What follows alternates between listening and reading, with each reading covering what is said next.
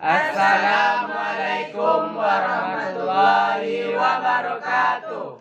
Kami dari kelompok 4 akan mempresentasikan hasil diskusi kami, yaitu tentang KD 4.5 arus bolak-balik.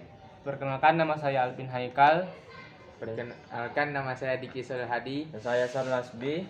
Saya Rahmatul Husna. Saya Hayatul Husna. Saya Reva Dini Mukhtar. Dan saya Lisa Tika Putri. Baik, kami lanjut presentasi kami, yaitu tentang arus bolak-balik. Yang pertama, pengertian. Arus bolak-balik adalah arus listrik yang memiliki arah arus yang berubah-ubah secara bolak-balik. Sifat arus bolak-balik berbeda dengan arus searah, yang arah arusnya tidak berubah-ubah terhadap waktu. Tujuannya yaitu untuk mengetahui besaran output. Yang kedua, untuk membuktikan apakah arus bolak-balik berubah terhadap waktu. Dan selanjutnya alat dan bahan. 1. Sumber tegangan, 2 kabel power, 3 power supply, 4 arometer, dan 5 jumper. D. Langkah-langkah. 1. Pertama, colokan sumber tegangan ke arus listrik. Yang kedua, kemudian sambungkan kabel power dari power supply ke sumber tegangan yang telah dialiri arus listrik. Pastikan keduanya telah tercolok dengan benar. Yang ketiga, selanjutnya sambungkan kabel merah dan hitam dengan posisi kabel hitam berada di sebelah kanan dan kabel merah di sebelah kiri pada avometer. Selanjutnya, sambungkan kabel hitam dan kabel merah dengan kuning pada power supply. Kemudian, lihatlah kondisi power supply. Power supply masih dalam keadaan mati. Untuk menghidupkan power supply, gunakan jumper yang berfungsi untuk menghantarkan listrik.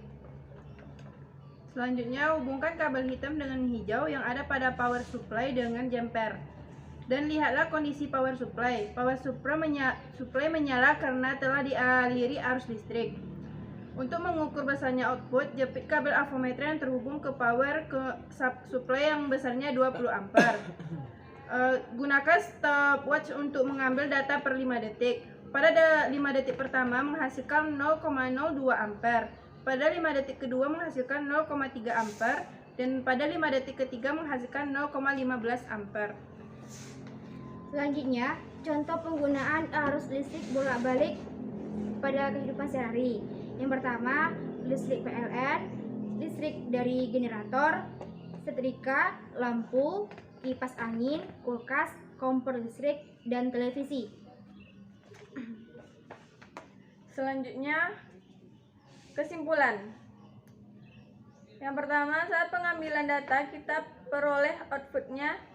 Yang pertama 0,02 ampere, yang kedua 0,53 ampere, dan yang ketiga 0,53 ampere dengan selang waktu 5 detik dan datanya terus berubah-ubah.